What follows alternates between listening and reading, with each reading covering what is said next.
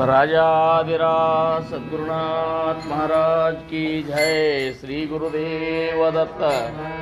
गुरु ब्रह्मा गुरु विष्णु गुरुर्देवो महेश्वरा गुरुर साक्षात परब्रह्म तस्मै श्री गुरुवे नमः। गुरुर साक्षात परब्रह्म तस्मै श्री गुरुवे नमः। सदानंद सद्गुरु भावराज योगी रामनंद वतरिಸಿರಿ ಭಕ್ತರ ಉದ್ಧಾರಕ್ಕಾಗಿ ತ್ರೈಲೋಕ್ಯದೊಡೆಯನೇ ಸದ್ಭಕ್ತರು ನಿಮ್ಮ ಕೀರ್ತಿಯನ್ನು ಕೂಗಿ ನಮಸ್ಕಾರ ಗುರುರಾಯ ಶ್ರೀರಾಮಚಂದ್ರ ಯೋಗಿ ನಮಸ್ಕಾರ ಗುರುರಾಯ ಶ್ರೀರಂಗ ಯೋಗಿ ಜಯ ಜಯ ರಘುವೀರ ಪುಂಡಲೀಕ ವರದಾರಿ ವಿಠ್ಠಲ पार्वती पतेश्वर महादेव। राजाधिराज सद्गुरुनाथ महाराज की जय।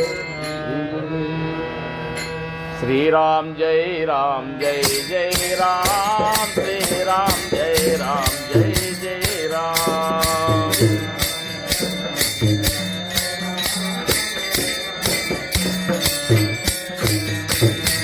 श्री राम जय जय राम श्री राम जय जय राम।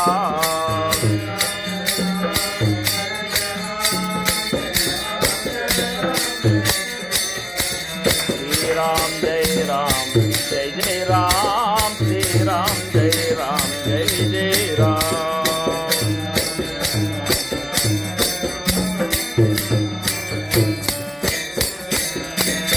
सुंदर माधव मेघश्याम जानकी जीवन राम राम।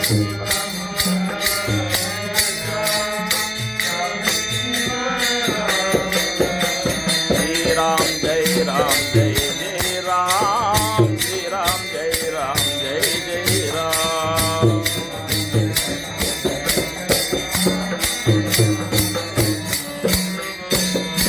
राम राम राम सीता राम राम राम राम राम राम सीता राम राम राम। शिवाय नमो शिवाय नमो शिव शिव शिव शिव हराय नमो। राम शिव ओम शिव राम शिव ओम शिव राम हर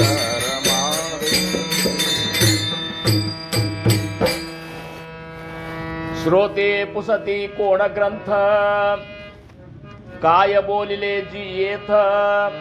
श्रवण केल्याने प्राप्त काय आहे श्रीराम। ग्रंथानामा दासबोध गुरु शिष्यांच्या संवाद। येथ बोलिला विशद भक्ती मार्ग श्रीराम। नवविधा भक्ती आणि ज्ञान बोलिले वैराग्याचे लक्षण। बहुधा आध्यात्म निरूपण निरूपिले श्रीराम। मुख्य भक्तीचा निश्चयो शुद्ध ज्ञानाचा निश्चयो आत्मस्थितीचा निश्चयो बोलिला असे श्रीराम। शुद्ध उपदेशाचा निश्चयो सायुज्य मुक्तीचा निश्चयो मोक्ष प्राप्तीचा निश्चयो बोलिला असे श्रीराम। जय जय रघुवीर समर्थ पुंडलीक वरदार विठ्ठल पार्वती पतेश्वर महादेव। राजाधिराज सद्गुरुनाथ महाराज की जय। श्री गुरुदेव ಶ್ರೀರಾಮ್. ಪ್ರಪ್ರಥಮವಾಗಿ ನಮ್ಮ ನಿಮ್ಮೆಲ್ಲರ ಆರಾಧ್ಯ ದೈವತವಾಗಿರುವಂತಹ ಶ್ರೀ ಸದ್ಗುರು ಸಮರ್ಥ ರಂಗರಾವ್ ಮಹಾರಾಜರು ಶ್ರೀ ಕ್ಷೇತ್ರ ಕೂಪುಗಡ್ಡಿ ಅವರ ದಿವ್ಯ ಚರಣಾರವಿಂದಗಳಿಗೆ ನನ್ನ ಅನಂತ ಕೋಟಿ ದಂಡವತ ಪ್ರಣಾಮಗಳನ್ನು ಸಲ್ಲಿಸಿ ಈ ಒಂದು ಸಪ್ತಾಹದ ಅಧಿಪತಿಗಳಾಗಿರುವಂತಹ ಮೂಲಮಾಯೆ ಚಿತ್ಕಳೆ ತಾಯಿ ಮುಕ್ತಾಬಾಯಿಯವರ ದಿವ್ಯ ಚರಣಾರವಿಂದಗಳಿಗೂ ನನ್ನ ದೀರ್ಘದಂಡ ಪ್ರಣಾಮಗಳನ್ನು ಸಲ್ಲಿಸಿ, ಸದ್ಗುರು ಸಮರ್ಥ ಗಿರಿಮಲ್ಲೇಶ್ವರ ಮಹಾರಾಜರ ದಿವ್ಯ ಚರಣಾರವಿಂದಗಳಿಗೂ ನನ್ನ ಅನಂತ ಕೋಟಿ ದಂಡವತ ಪ್ರಣಾಮಗಳನ್ನು ಸಲ್ಲಿಸಿ, ಸಮರ್ಥರ ಪಾದಕ್ಕೆ ಮತ್ತೊಮ್ಮೆ ದೀರ್ಘದಂಡ ಪ್ರಣಾಮಗಳನ್ನು ಸಲ್ಲಿಸಿ, ಅವರ ಅತ್ಯಂತ ನಿಷ್ಠಾವಂತ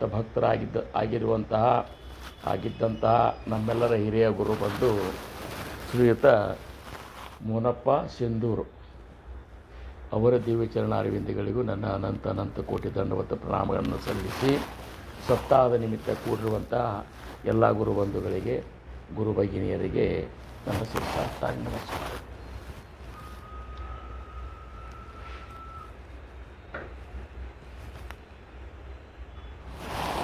ಮನುಷ್ಯ ಜನ್ಮ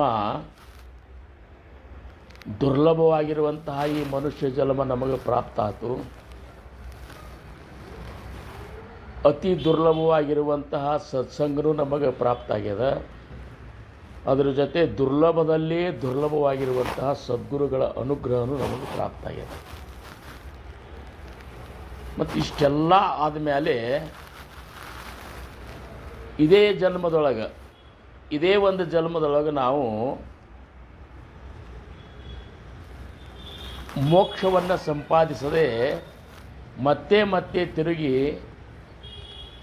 ಜನ್ಮಕ್ಕೆ ಬರುವಂತಹ ಒಂದು ಆಲಸ್ತನವನ್ನು ಆಲಸ್ತನ ಮಾಡ್ಕೊಂಡೇವಂದ್ರೆ ಸಮರ್ಥರಂತಾರ ಏಥೇ ಜೇನೆ ಆಳಸ ಕೇಲ ತೋ ಸರ್ವಸ್ವೇ ಬಿಡಲ್ಲ. ಇಲ್ಲಿ ಇಷ್ಟೆಲ್ಲ ಸಿಕ್ಕ ಮೇಲೂ ಯಾರ ಆಲಸ್ತನ ಮಾಡ್ತಾರಲ್ಲ ಅವ್ರು ಏನಾಗ್ತಂದ್ರೆ ತಮ್ಮ ಸರ್ವಸ್ವವನ್ನು ತಾವೇ ಮುಳುಗಿಸುವುದಂಗಾಗ್ತದೆ. ಸರ್ವಸ್ವೇ ಬಿಡಲ್ಲ. ಈಗ ಒಂದು ಮಹಾಪುರದೊಳಗೆ ಒಂದು ಸಂಪೂರ್ಣ ಕುಟುಂಬನೇ ಏನಪ್ಪ ಅಂದ್ರೆ ಮುನಿಗೆ ಹೋತು ಅಂದ್ರೆ ಹಿಂದೆ ಆ ಕುಟುಂಬಕ್ಕೆ ಯಾರೂ ಇರಲಾರ್ದಷ್ಟು ಎಲ್ಲರೂ ಪ್ರತಿಯೊಂದು ವಸ್ತು ವ್ಯಕ್ತಿ ಎಲ್ಲರೂ ಮುನಿಗೆ ಹೋಗಿಬಿಟ್ರು ಅಂದ್ರೆ ಅದಕ್ಕೇನಂತಾರೆ ಅವ್ರ ಕುಟುಂಬ ಸರ್ವಸ್ವನೇ ಮುನಿಗಿಬೇಕಪ್ಪ. ಹಂಗೆ ಇಷ್ಟೆಲ್ಲ ಯಾವುದೋ ಅಲಭ್ಯ ಅಂತೇಳಿ ವೇದ ಶ್ರುತಿಗಳು ಶಾಸ್ತ್ರಗಳು ಹೇಳ್ತಾವಲ್ಲ, ಅಂಥ ಅಲಭ್ಯವಾದದ್ದು ನಮಗೆ ಲಭ್ಯ ಆದಾಗ್ಯೂ ಸಹಿತ ನಾವು ಈ ಭವಸಾಗರವನ್ನು ದಾಟೋ ಸಂಬಂಧ, ಮೋಕ್ಷ ಪ್ರಾಪ್ತಿಯ ಸಂಬಂಧ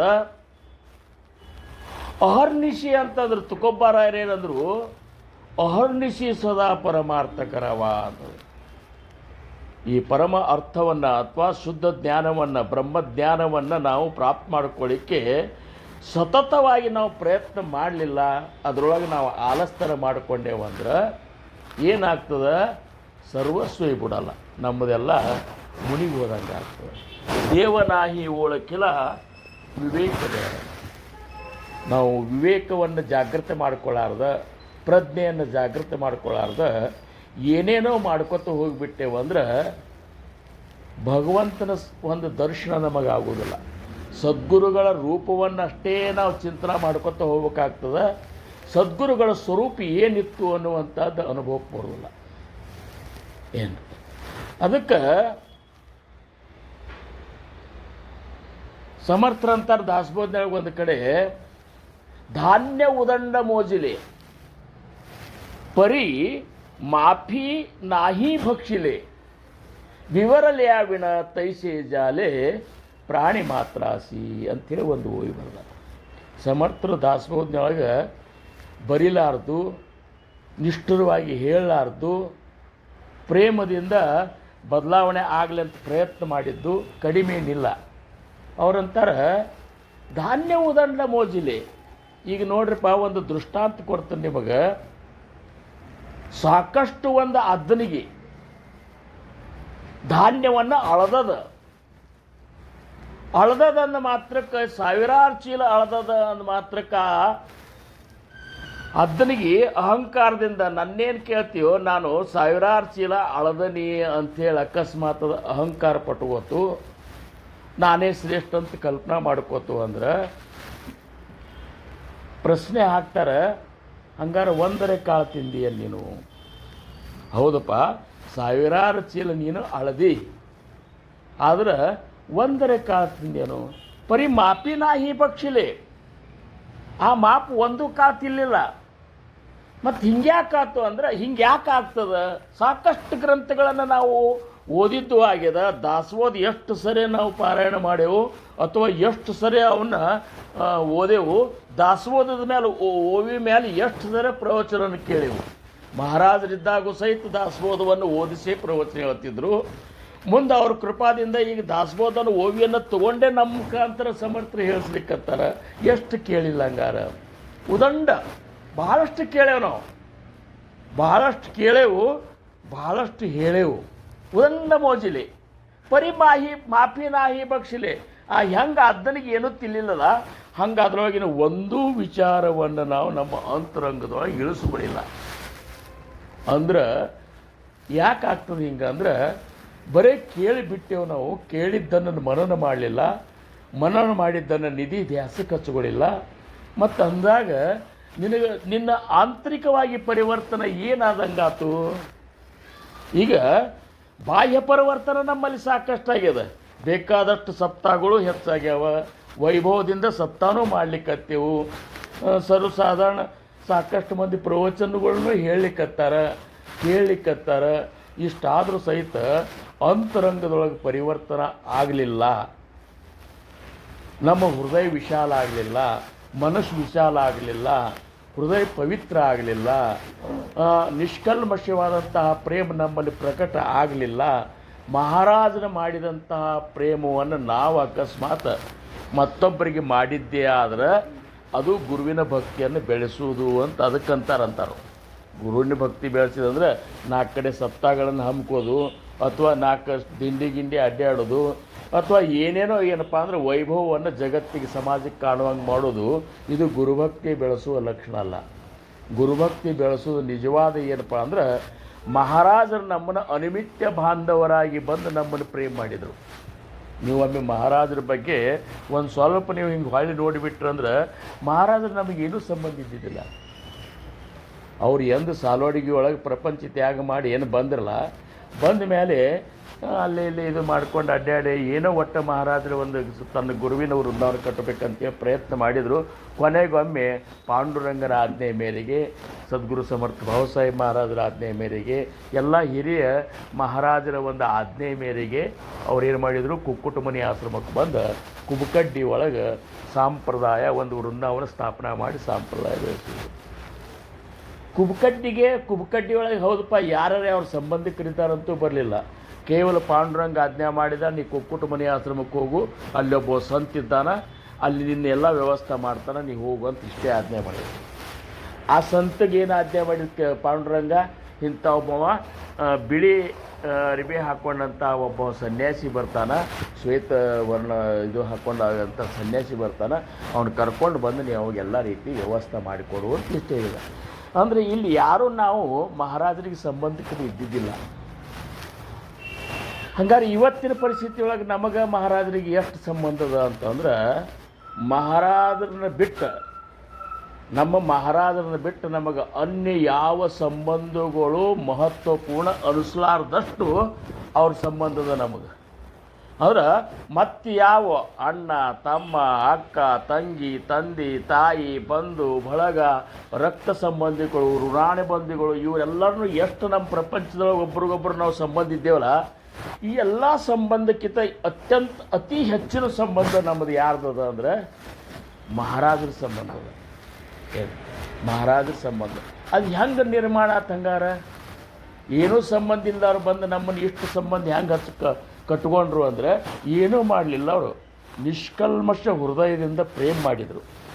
ಅಂತಃಕರಣದಿಂದ ಇವನಲ್ಲಿರುವಂತಹ ಬ್ರಹ್ಮ ವಸ್ತುವನ್ನು ಇವಾಗ ತೋರಿಸಿ ಬ್ರಹ್ಮಾನಂದದೊಳಗೆ ಇವನ್ನ ಬ್ರಹ್ಮಾನಂದದೊಳಗೆ ಇರುವ ಹಂಗೆ ಅದ್ರಾಗ ನೆಲೆ ನಿಂದಿರುವಂಗೆ ಮಾಡಬೇಕು ಅನ್ನುವಂಥ ಕಾರಣಕ್ಕೆ ತಾವು ಏನಪ್ಪ ಅಂದ್ರೆ ಸಾಧನಾ ಮಾಡಿ ಸಾಕ್ಷಾತ್ಕಾರ ಮಾಡಿಕೊಂಡಂಥ ನಾಮಸ್ಮರಣೆಯನ್ನು ಅಂದ್ರೆ ಆ ನಾಮದ ಒಳಗಿರುವಂಥ ತಾವೇ ನಮ್ಮ ಶ್ವಾಸದೊಳಗೆ ಬಂದು ಕೂತರು. ಇವತ್ತಿನ ದಿವಸ ನಾವು ಯಾರು ನಾಮಸ್ಮರಣೆ ಮಾಡ್ತಿರ್ತೀವಲ್ಲ, ಶ್ವಾಸ ಒಳಗೆ ಹೋಗುವ ಹೊತ್ನಾಗೂ ಆ ಸ್ವಾಕ್ಷರಿ ಮಹಾರಾಜರು ಇರ್ತಾರೆ, ಶ್ವಾಸ ಹೊರಗೆ ಬರುವ ಹೊತ್ನಾಗೂ ಮಹಾರಾಜರು ಇರ್ತಾರೆ. ನಮ್ಮ ಶ್ವಾಸದ ಜೋಡಿ ಇದ್ದಾರೆ ಅವರು. ಇಷ್ಟು ಸಂಬಂಧ ನೋಡ್ರಿ ನೀವು. ಶ್ವಾಸೋಚ್ಛ್ವಾಸ ಮಾಡೋದ್ರಿಂದ ರಕ್ತ ನಿರ್ಮಾಣ ಆಗ್ತದೆ, ಗ್ಲುಕೋಸ್ ನಿರ್ಮಾಣ ಆಗ್ತದೆ. ಹೌದಲ್ಲ, ವಿಜ್ಞಾನ ಹೇಳ್ತದೆ. ಆ ಶ್ವಾಸೋಚ್ಛ್ವಾಸದಿಂದನೇ ತಿಂದ ಅನ್ನ ಅಥವಾ ನಾವು ಏನು ಶ್ವಾಸೋಚ್ಛ್ವಾಸದೊಳಗೆ ಏನು ಸ್ವೀಕಾರ ಮಾಡಿರ್ತೀವಲ್ಲ, ಅದು ರಕ್ತದ ಕಣಕಣ ಒಳಗೆ ನಾಡಿ ಒಳಗೆ ಅದೆಲ್ಲ ತುಂಬ್ಕೋತದ.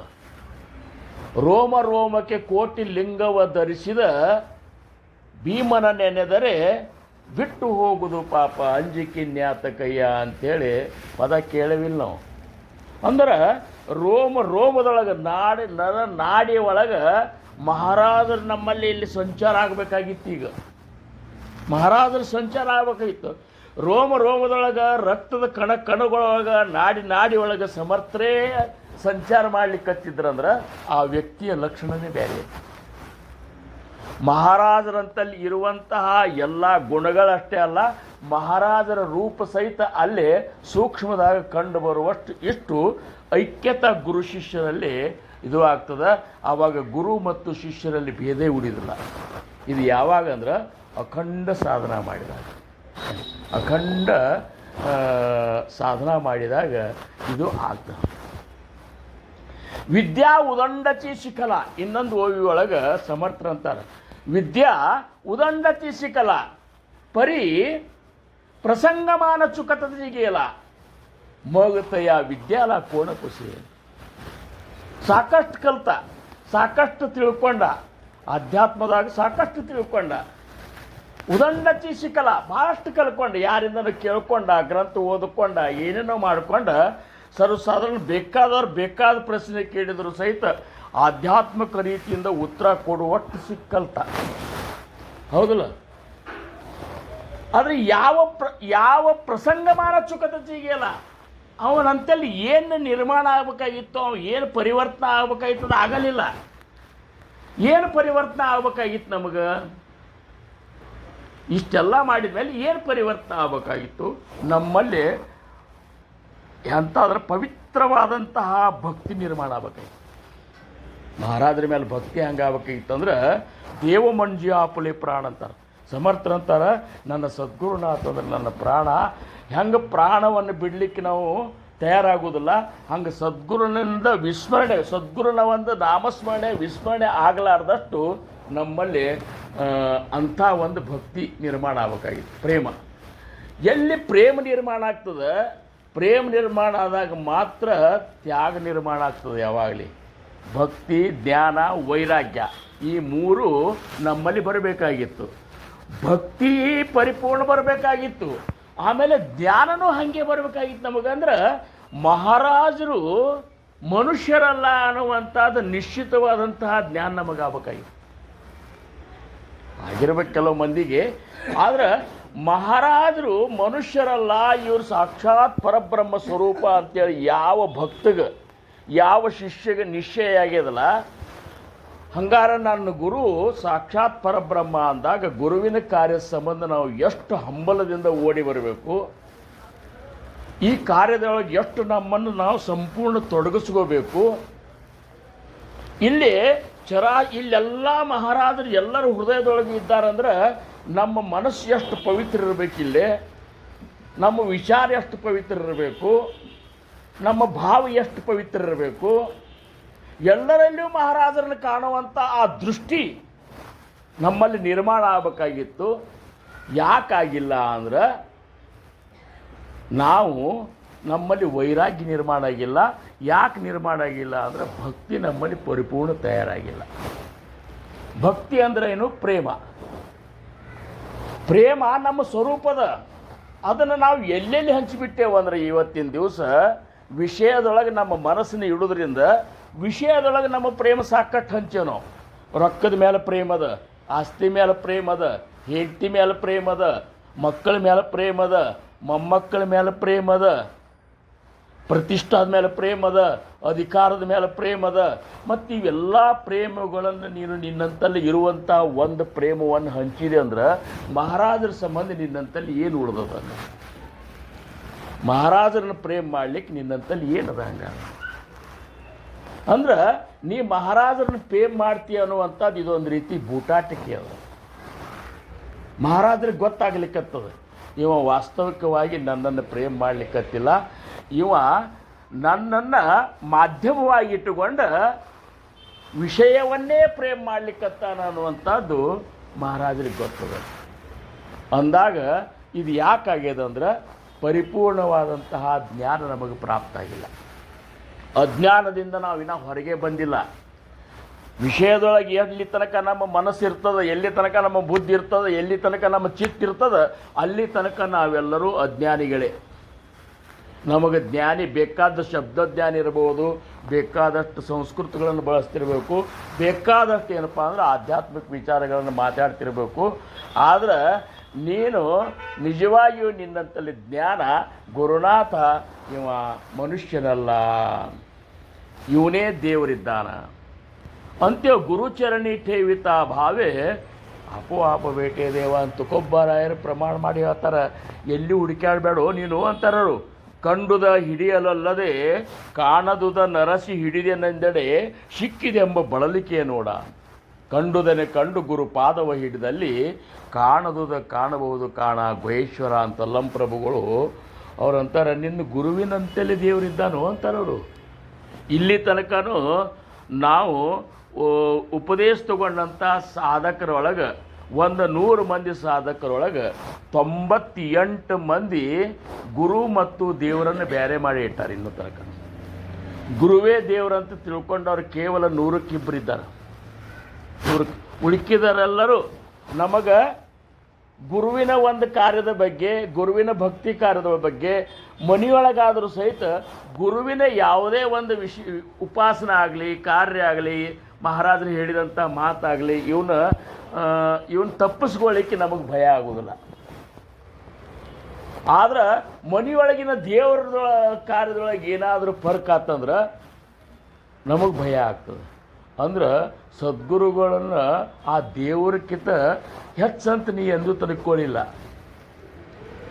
ಹಂಗಾರೆ ಮಹಾರಾಜರ ಸ್ಥಿತಿ ಹಂಗದ ಅಂದ್ರೆ ಸಕಲ ದೇವಾಂಚೆ ದೈವತ. ಇಷ್ಟೇನು ದೇವರುಗಳಿದ್ದಾರಲ್ಲ ಇವರೆಲ್ಲರ ದೇವನಿನ್ನು ಗುರುನಾಥ್ ಇದ್ದಾನ ಅನ್ನೋದಿನ ಕಲ್ಪನೆ ಯಾವಾಗ ಬರೋದಪ್ಪ ಹಂಗಾರ? ಅದಕ್ಕೆ ಬದಲಾವಣೆ ಆಗಬೇಕಾಗಿತ್ತಂದ್ರೆ ಮಹಾರಾಜರ ದೇವರು ಅನ್ನುವಂಥದ್ದು ಮೊದಲು ಖಾತ್ರಿ ಆಗಬೇಕು. ಮಹಾರಾಜರ ಮುಂದೆ ನಾವು ಇದ್ದೇವೆ ಅಂದರೆ ಮಹಾರಾಜರು ನಮ್ಮನ್ನು ಸೂಕ್ಷ್ಮವಾಗಿ ಎಲ್ಲ ಅವಲೋಕನ ಮಾಡ್ಲಿಕ್ಕತ್ತಾರಂತ ತಿಳ್ಕೊಂಡು ಒಳಗೆ ಹೊರಗೆ ಒಂದಾಗಿ ನಾವು ಈ ಮಹಾರಾಜರ ಸಭಾದೊಳಗಿರಬೇಕು. ಇಲ್ಲಿ ಒಳಗೊಂದಿರೋದೇ ಬೇರೆ, ಹೊರಗೊಂದಿರೋದೇ ಬೇರೆ. ಮಹಾರಾಜರು ನಗುತ್ತಾರವರು. ಅಲ್ಲೋ ನನಗೆಲ್ಲ ಗೊತ್ತದ ಹೇಳ್ತೇವೆ ನಾವು. ಹುಡೇದ ಮನೆ ಸರಿಗೆ ನಮ್ಮ ಮಹಾರಾಜರು ಅಂದ್ರಂತ ಇದನ್ನು ಹೇಳ್ತೇವಿಲ್ಲ ಉದಯನ ಸಾಕಷ್ಟು ಸರಿ ಹೇಳ್ತೇವೆ. ಶಂಕರಪ್ಪ ನೀವೆಲ್ಲ ಕಾಜಿನ ಬಾಟ್ಲಾಗಿದ್ದಂಗೆ ಅಂತ. ಮತ್ತು ಇದಕ್ಕಿಂತ ಹೆಚ್ಚಿನ ಪ್ರಮಾಣ ಏನಕ್ಕೆ ಸಮರ್ಥ್ರೆ ಹೇಳೋ ಹೊತ್ನಾಗ ನೀವೆಲ್ಲರೂ ಕಾಜಿನ ಬಾಟ್ಲಾಗಿದ್ದಂಗೆ. ನೀವು ಏನು ಮಾಡ್ತೀರಿ, ನಿಮ್ಮ ಅಂತರಂಗ ಬಹಿರಂಗ, ನಿಮ್ಮದು ಹೊರಗಿನ ಬಾಹ್ಯ ಅವಸ್ಥಾ ಇವೆಲ್ಲನೂ ನನಗೆ ಪರಿಚಯವ. ಮತ್ತು ಅಂಥದ್ದು ನೀನು ನನಗೆ ಬೇಕಾದಂಗೆ ಹೆಂಗಿರಾವ, ನೀನು ಯಾವಾಗಿರಾವ, ನೀನು ನನಗೆ ಬೇಕಾದಂಗಿರಬೇಕಲ್ಲ. ಒಂದೂ ಬದಲಾವಣೆ ಮಾಡ್ಕೊಳ್ಳಿಕ್ಕೆ ನಾವು ತಯಾರಿಲ್ಲ. ನನಗನ್ಸಿದ ಮಟ್ಟಿಗೆ ಈಗ 35 ವರ್ಷದಿಂದ 1988ರಿಂದ ಈ ಒಂದು ಸಮುದಾಯದೊಳಗೆ ನಾನು ಸೇವಾ ಮಾಡ್ಕೋತ ಇದ್ದೀನಿ. ಎಲ್ಲರದ್ದು ಪರಿಚಯ ಅದ ನನಗೆ. ಯಾಕಂದ್ರೆ ಇಲ್ಲಿ ಬಂದು 88ರೊಳಗೆ ಸತ್ಸಂಗ ಪ್ರಾರಂಭ ಮಾಡಿದ್ದೇ ನಮ್ಮ ಮನೆಯೊಳಗೆ. ಇವರೆಲ್ಲರನ್ನೂ ಕರ್ಕೊಂಡು ಸತ್ಸಂಗ ಶುರು ಮಾಡಿ ಇದೆಲ್ಲ ಮಾಡಿದ್ದು ಮಹಾರಾಜನ ಅದನ್ನ ಅಲ್ಲಿ ಮಾಡಿಸ್ಕೊಂಡಿದ್ದೇ ಅಲ್ಲಿಂದ ಅದ. ಎಲ್ಲನೂ ಪರಿಚಯ ಅದ. ಪ್ರತಿಯೊಬ್ಬರ ಅಂತಃಕರಣವನ್ನು ಎದುರು ನಿಂತರಂದ್ರೆ ಇವ್ರ ಅಂತಃಕರಣ ಏನು ಹೇಳಲಿಕ್ಕತ್ತ ಸತ್ಯಕ್ಕೆ ಅನ್ನೋದು ಗೊತ್ತಾಗ್ತದೆ. ಇಷ್ಟು ದಿವಸ ಅಧ್ಯಾತ್ಮ ಮಾಡಿದ್ಮೇಲೆ ಗೊತ್ತಾಗೋದಿಲ್ಲ ಅನ್ನೋದಿಲ್ಲ. ನಾ ಏನಂತೀನಿ, ಈಗ ನಾವು ನೋಡಲಿಕ್ಕಾಗಿ ಬದಲಾವಣೆ ನಾವು ಏನೂ ಆಗಿಲ್ಲ. ನಮ್ಮ ಮನಸ್ಸಿನಾಗ ಬದಲಾವಣೆ ಆಗಿಲ್ಲ, ನಮ್ಮ ವಿಚಾರನಾಗ ಬದಲಾವಣೆ ಆಗಿಲ್ಲ. ನಮಗೆ ನಮ್ಮಲ್ಲಿರುವಂಥ ದ್ವೇಷ, ಅಸೂಯೆ, ತಿರಸ್ಕಾರ ಅನ್ನುವಂಥ ಏನು ಕೆಟ್ಟ ಗುಣಗಳವಲ್ಲ ಅವನು ಯಾವುದೂ ನಾವು ಬಿಟ್ಟಿಲ್ಲ. ಯಾಕೆ ಬಿಟ್ಟಿಲ್ಲ ಹಂಗಾರ ಅಂದ್ರೆ ಸಮರ್ಥರಂತರ ದಾಸಬೋಧನಾಗ ಒಂದು ಕಡೆ ರೂಪ ಲಾವಣ್ಯ ಅಭ್ಯಾಸಿತಾನಯ. ನೋಡಪ್ಪ ನಿನ್ನ ರೂಪ ಮತ್ತು ಲಾವಣ್ಯ, ನೀವು ಹುಟ್ಟು ಹೊತ್ತಿನಾಗ ಯಾವ ರೂಪ ತೊಗೊಂಡು ಬಂದು ನಿನ್ನ ಮುಖದೊಳಗಿರುವಂಥ ಲಾವಣ್ಯ ಇವನಂತರೂ ಏನು ಬದಲಾವಣೆ ಮಾಡ್ಲಿಕ್ಕೆ ಕೊಡೋದಿಲ್ಲ. ನೀವು ಸೊಟ್ಟ ಬಾಯಿ ಮಾಡ್ಕೊಂಡು ಹುಟ್ಟಿದಂದ್ರೆ ಸೊಟ್ಟ ಬಾಯಿನೇ ಇರೋದು, ಮ್ಯಾಳಗಣ್ಣು ತೊಗೊಂಡು ಹುಟ್ಟಿದಂದ್ರೆ ಮ್ಯಾಳಗಣ್ಣೇ ಇರೋದು, ಕಿವಿ ದೊಡ್ಡ ಇದು ಅಂದ್ರೆ ಕಿವಿ ದೊಡ್ಡನೇ ಇರೋದು. ಅವನ್ನೇನೂ ಬದಲಾವಣೆ ಮಾಡ್ಕೊಳ್ಳಿಕ್ಕೆ ಆಗೋದಿಲ್ಲ. ಸಹಜ ಗುಣಾಸೀನ ಚಲೆ ಉಪಾಯ ಅಂತಾರೆ. ಮುಂದೆ ಅವ್ರು ಅಂತಾರೆ ಹುಟ್ಟು ಗುಣಗಳು ಸಹಿತ ಹೋಗುದಿಲ್ಲ ಅಂತಾರೆ ಅವರು. ಹುಟ್ಟು ಗುಣಗಳು ನಮಗೆ ಹೋಗುವುದಿಲ್ಲ. ನಮಗೆ ಈಗ ಯಾಕೆ ಹೋಗಿಲ್ಲ ಅಂತಂದ್ರೆ ಮತ್ತು ನಮ್ಮ ಈ ಹುಟ್ಟು ಗುಣಗಳು ಅವ ಅಂದಂಗಾತ. ಹುಟ್ಟು ಗುಣಗಳು ಅವ ಅಂದಂಗಾತ. ಹುಟ್ಟು ಗುಣ ಹೋಗೋದಿಲ್ಲ ಅಂತಾರೆ ಅವರು. ಹುಟ್ಟು ಗುಣ ಹೋಗೋದಿಲ್ಲ, ಹುಟ್ಟು ಗುಣ ಸುಟ್ಟರು ಹೋಗೋದಿಲ್ಲ ಅಂತ. ಹಳಿ ಮಂದಿ ಹೇಳೋದೇನದು, ಹುಟ್ಟು ಗುಣ ಸುಟ್ಟರು ಹೋಗೋದಿಲ್ಲ. ಮತ್ತು ಇನ್ನೇನು ಯಾವಾಗ ಹೋಗ್ತಾವ? ಅವನು ಹೋಗೋದಿಲ್ಲ. ಹೋಗಿಸ್ಬೇಕಂತೂ ಪ್ರಯತ್ನ ಮಾಡಬೇಡ್ರಂತ. ಹಂಗಾರೆ ಏನು ಮಾಡಬೇಕು? ಕಾಯಿ ತರಿ ಧರಾವೆ ಸೋಯ ಆಗಂತುಕ ಗುಣಾತಿ. ಚಲೋ ಚಲೋ ಮಹಾತ್ಮರಂತಲ್ಲಿ ಇರುವಂಥ ಗುಣಗಳನ್ನು ನೀನು ಧಾರಣ ಮಾಡ್ಕೊತ ಹೋಗಂತಾರ ಅವರು. ಅವು ಇರೋಲ್ಯಾಕ ನಿನ್ನಂತಲ್ಲಿ ದ್ವೇಷ ಹಾಗೆ ಉಳ್ಕೊಂಡು ಕೂತದ ಇರಲಿ, ಅಸೂಯೆ ಅದಲ್ಲ ಇರಲಿ, ತಿರಸ್ಕಾರ ಅದಲ್ಲ ಅದು ಇರಲಿ, ಅಹಂಕಾರ ಅದಲ್ಲ ಇರಲಿ, ಅವೆಲ್ಲನೂ ಇದ್ದಂಗೆ ಇರೋಲ್ಯಾಕ. ಅವ್ನು ಬಿಡ್ಲಿಕ್ಕೂ ಹೋಗಬೇಡ, ನಿನಗೆ ಬಿಡೋದು ಆಗೋದಿಲ್ಲ. ಯಾಕಂದ್ರೆ ನೀನು ಹುಟ್ಟು ಗುಣ ಅದ. ಹುಟ್ಟು ಗುಣ ಇದ್ದವ್ರು ನೋಡ್ರಿ ನೀವು, ಅವ್ರು ಬೇಕಾದ ಪರಿವರ್ತನೆ ಆದರೂ ಮತ್ತೆ ಅಲ್ಲಿ ಬಂದು ಹಾಯತ್ತಿರ್ತಾರೆ. ಬೇಕಾದಷ್ಟು ಈಗ ಬೇಕಾದಷ್ಟು ಶ್ರೀಮಂತಿಗೆ ಬರಲಿ. ಹೆಬ್ಬಾಳಟ್ಟ್ಯಾಗ ಒಬ್ಬ ದೊಡ್ಡ ಶ್ರೀಮಂತ, ಊರಿಗೆ ಶ್ರೀಮಂತ ಇದ್ದವ ಮುದುಕ. ಆದ್ರೆ ಅವ್ನು ಹುಟ್ಟು ಗುಣ ಹೆಂಗಿತ್ತಂದ್ರೆ, ಅಂಗಡಿ ಬಿಟ್ಟು ಹೊರಗೆ ಬಂದಿಲ್ಲ, ಯಾರು ಎದುರು ಬಂದಂದ್ರೆ ಒಂದು 10 ಪೈಸೆ ಎದುರು ಬೀಡಿಗೆ 10 ಪೈಸೆ ಕೊಟ್ಟು ಕೇಳ್ತಿದ್ದವ. ಯಾಕಂದ್ರೆ ಹುಟ್ಟು ಗುಣ ಅದು. ಕೊಟ್ಯಾದೀಸಿದ್ದ ಕರೆ 10 ಪೈಸೆ ಬೀಡಿಗೆ ಎಲ್ಲರಿಗೂ ಬಾಯಿ ತೆಗ್ಯಾವ. ಹಿಂಗೆ ನಮ್ಮೂ ಸಾಕಷ್ಟು ಹುಟ್ಟು ಗುಣಗಳು ಅವು ಸುಟ್ಟು ಹೋಗೋದಿಲ್ಲ ನಮ್ಮ. ಹಂಗಾರೆ ಏನು ಮಾಡಬೇಕು ಅಂದ್ರೆ ಮಹಾರಾಜರಂತಲ್ಲಿ ಇರುವಂಥ ಗುಣಗಳನ್ನು ನಾವು ಧಾರಣ ಮಾಡಬೇಕು. ಹೆಂಗಿರಬೇಕು? ಈಗ ನೋಡ್ರಿ, ದಾಸಬೋಧನೊಳಗೆ ಮೊದಲೇ ದಶಕನೊಳಗೆ ಏನು ಹೇಳ್ಯಾರವರು, ಎಲ್ಲರನ್ನೂ ಸ್ತವನ ಮಾಡ್ಯಾರ. ಗಣೇಶ, ಶಾರದಾ, ಸದ್ಗುರು, ಸಂತ, ಶ್ರೋತೆ ಜನ, ಆಮೇಲೆ ಸಭಾಸ್ತವನ, ಪರಮಾರ್ಥ ಸ್ತವನ, ಆಮೇಲೆ ನರದೇಹ ಸ್ತವನ, ಹಿಂಗೆಲ್ಲರನ್ನೂ ಸ್ತವನ ಮಾಡ್ಯಾರ. ಸ್ತವನ ಮಾಡಿದ ಮೇಲೆ ಮುಂದೆ ವಿಷಯ ಶುರು ಮಾಡೇ ಇಲ್ಲ. ಅವು ದಾಸಬೋಧನಾಗ ವಿಷಯ ಶುರು ಮಾಡಿಲ್ಲ ಅವರು. ಏನು ಮಾಡ್ಯಾರ? ಮೂರ್ಖ ಲಕ್ಷಣ ನಾಮ ಸಮಾಸನ ಶುರು ಮಾಡ್ಯಾರ. ಅಂದ್ರೆ ನಿಮ್ಮ ಗ್ರೌಂಡ್ ರೆಡಿ ಆಗಲಾರ್ದ ನೀವು ಏನೂ ಮಾಡಲಿಕ್ಕೆ ಆಗೋದಿಲ್ಲ ಅಂತಾರೆ ಅವರು. ಅದಕ್ಕೆ ಮೊದಲು ನಿಮ್ಮ ಮೂರ್ಖತನ ನೀವು ಕಂಡು ಹಿಡ್ಕೋರಿ ಅಂತಾರೆ. ಮೂರ್ಖ ಲಕ್ಷಣ ಎಷ್ಟವ ಅಂದ್ರೆ ಸಂತರ ಲಕ್ಷಣ ಎಷ್ಟವ ಅಷ್ಟು ಮೂರ್ಖರ ಲಕ್ಷಣವ ದಾಸಬೋಧನಾಗ. ನೀವು ಮೂರ್ಖರ ಲಕ್ಷಣಗಳನ್ನು ಓದ್ರಿ. ನಾವು ಈಗ ಓದಿದ್ದೇವೆ, ನಮಗೆ ಅನ್ನಿಸ್ತದೆ 100ಕ್ಕೆ 80ರಷ್ಟು ಲಕ್ಷಣಗಳು ಮೂರ್ಖರು ನಮ್ಮ ಅವು. ಮತ್ತು ಮೂರ್ಖರ ತನ ಆ 80 ಲಕ್ಷಣ ಬಿಡಲಾರ್ದ ನಿಮಗೆ ಉತ್ತಮ ಲಕ್ಷಣ ಮುಂದೆ ಅದ್ರ ಮುಂದಿನ ಸಮಾಸ ಉತ್ತಮ ಲಕ್ಷಣ ಹೇಳ್ಯಾರ. ಇವನು ಬಿಟ್ಟಾಗ ನೀವು ಉತ್ತಮ ಲಕ್ಷಣಗಳನ್ನು ಆವಾಗ ವಾಟ ಪೊಸಲ್ಯಾವಿನ ಜಾವುನೇ, ಒಳ ಓಡಿಕೆಯಾವಿನ ಕಾವುನೇ, ಪಡಿಲೇ ವಸ್ತ ಗೆವುನೇ, ಏಕಾಏಕಿ ಅಂತೇಳಿ ಅವು ಕೆಲವೊಂದು ಉತ್ತಮ ಲಕ್ಷಣ ಹೇಳ್ಯಾರ. ಉತ್ತಮ ಲಕ್ಷಣಗಳು ನಾವು ಬರಬೇಕಾದ್ರೆ ಅಲ್ಲಿ ಜಾಗ ಖಾಲಿ ಇರಬೇಕಲ್ಲ. ನಾವು ಭೀಮ್ಸಿ ಜೋಡಿ ಏನೋ ಒಂದು ಚರ್ಚೆ ನಡೆಸಿದ್ದೆವು ಕುಕ್ಕಡ್ಯಾಗ. ಅವಾಗ ಅವ ಏನು ಮಾಡಿದ, ತಾಳು ಹಿಂಗೆ ಇಟ್ಕೊಂಡು ಕೂತಿರಲ್ಲ, ಈ ತಾಳ್ನಾಗ ಜಾಗದಾಗ ಇನ್ನೊಂದು ತಾಳು ಇಡ್ಬೇಕಾದ್ರೆ ಏನು ಮಾಡ್ಬೇಕ್ರಿ ಅನ್ನ? ಏನು ಮಾಡಬೇಕು? ಮೊದಲಿನ ತಾಳು ತೆಗಿಬೇಕ್ರಿ ಅನ್ನ. ಅಲ್ಲೇ ನೀವು ಮತ್ತೊಂದು ತಾಳು ಇಡ್ಲಿಕ್ಕೆ ಬರೋದಿಲ್ಲ. ಆ ತಾಳು ಪೂಜೆ ಮಾಡಬೇಕು.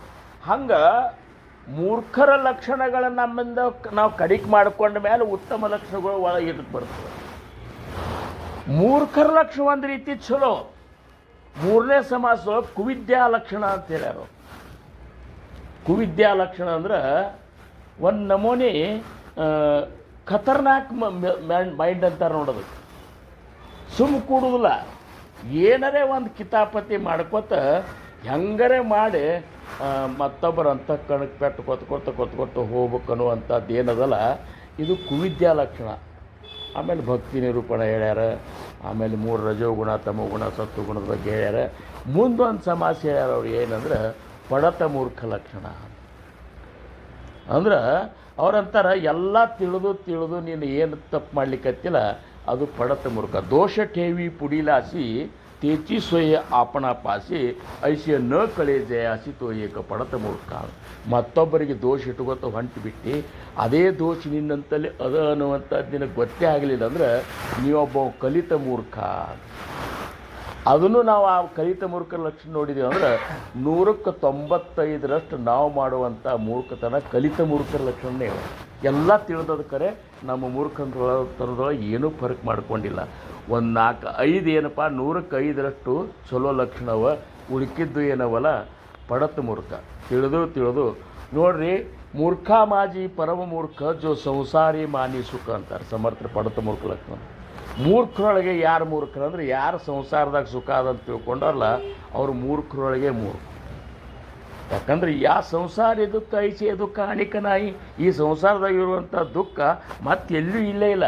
ಆದರೂ ಸಹಿತ ಅದ್ರಾಗ ಸುಖ ಮಾಡ್ಕೊಂಡು ಮಹಾರಾಜರ ಕೆಲಸಕ್ಕೆ ಬರ್ಲಿಕ್ಕಿಂತ ಮುಂದೆ ನೋಡ್ಲಿಕ್ಕತ್ತೀವಿ, ಮಹಾರಾಜರ ಸೇವಾಗೆ ಬರ್ಲಿಕ್ಕಿಂತ ಮುಂದೆ ನೋಡ್ಲಿಕ್ಕತ್ತೀವಿ. ಪ್ರಪಂಚ ನಮ್ಮನ್ನು ಬಿಡವಾರ್ದಾಗ್ಯದಂದ್ರೆ ಪ್ರಪಂಚನ ಅಷ್ಟು ಹತ್ಕೊಂಡೇವು ಅಂದ್ರೆ ನಾವು ಮೂರ್ಖರೋದಲ್ಲ. ಎಲ್ಲಿ ತನಕ ಪ್ರಪಂಚ ಹಚ್ಕೋದು, ಎಲ್ಲಿ ತನಕ ಹಚ್ಕೋದು ಹೇಳಿ? ಮಹಾರಾಜರು ಅಗ್ನಿ ಯೌವನ ಸಮಯದೊಳಗೆ ಪ್ರಪಂಚ ತ್ಯಾಗ ಮಾಡಿದರು. ನಾವೆಲ್ಲ ರಿಟೈರ್ಮೆಂಟ್ ಆಗ್ಯಾವ. ಈಗ 50, 60, 65, 68 ವರ್ಷ ಆದರೂ ಸಹಿತ ನಾವು ಇನ್ನೂ ಹೆಂಡ್ರು ಮಕ್ಕಳು ಮೊಮ್ಮಕ್ಕಳು ಇದೇ ಕುಬಿಯೊಳಗೆ ನಾವು ಹೋದೆವಂದ್ರೆ ಮಹಾರಾಜರು ನಗಲಿಕ್ಕಿಲ್ಲ. ಮತ್ತು ಈಗ 60, 68 ವರ್ಷ ಆದರೂ ಸಹಿತ ನಾವು ವಿಶೇಷ ಸುಖದಿಂದ ಹೊರಗೆ ಬರಲಿಲ್ಲ ಅಂದ್ರೆ ಸದ್ಗತಿ ಯಾವಾಗ ನಮಗಾಗ್ತದೆ? ಸದ್ಗತಿನೇ ನಮಗೆ ಆಗಬೇಕನ್ನುವಂಥ ಅಪೇಕ್ಷೆ ಇರ್ಲಿಕ್ಕಂದ್ರೆ ಉಪದೇಶ ಯಾಕೆ ತೊಗೋಬೇಕಂಗಾರೆ? ಸದ್ಗುರುಗಳಿಂದ ಅನುಗ್ರಹಿತರೆ ಯಾಕೆ ಆಗ್ಬೇಕು? ಅದೇ ಒಂದು ನಾಮ, ಅದೇ ಒಂದು ಸಬೀಜ ನಾಮ, ಅದೇ ಒಂದು ತಾರಕ ನಾಮ ಅಂತ ಒಬ್ಬ ಯೋಗ್ಯ ಮುಮುಕ್ಷ ಕೊಟ್ಟಿದ್ರಂದ್ರೆ ಅವು ಇವತ್ತಿನ ದಿವಸ ಸಿದ್ಧಾವಸ್ಥೆಗೆ ಹೋಗ್ತಿದ್ದ. ನಿನಗೆ ಮೋಕ್ಷತ್ವನೇ ಪ್ರಾಪ್ತ ಆಗಿಲ್ಲ. ನಿನ್ನ ಮೋತಿ ನೋಡಿದ್ರೆ ಗೊತ್ತಾಗ್ತಾ ಆ ಮೋತಿಯೊಳಗೆ ಇಷ್ಟೊಂದು ಅವಕಳ ತುಂಬ್ಕೊಂಡು ಕೂತಲ್ಲ, ಬ್ರಹ್ಮಾನಂದದ ಕಳ ನಿನ್ನ ಮೋತಿಯೊಳಗೆ ಬರುವುದೇ ಅವಂಗ. ಮತ್ತು ಇವೆಲ್ಲನೂ ವಿಚಾರಣೆ ಮಾಡಲಿಲ್ಲ ಅಂದ್ರೆ ಮಹಾರಾಜರು ಈ ಗ್ರಂಥವನ್ನು ಯಾಕೆ ಸಪ್ತಾಹದೊಳಗೆ ಪೂಜಾ ಮಾಡಲಿಕ್ಕೆ ಹೇಳಿದ್ದಾರೆ? ಇಷ್ಟು 27 ಸಪ್ತಾಹಗಳನ್ನು ಹಾಕಿಕೊಟ್ಟು ಈ ಗ್ರಂಥವನ್ನು ಪೂಜಾ ಮಾಡಿ 3 ದಿವಸ ಓದ್ರಿ ಅಂತ ಹೇಳಿದರು. ಮನ್ಯಾಗೂ ಓದ್ರಿ ಅಂತ ಹೇಳಿದರು.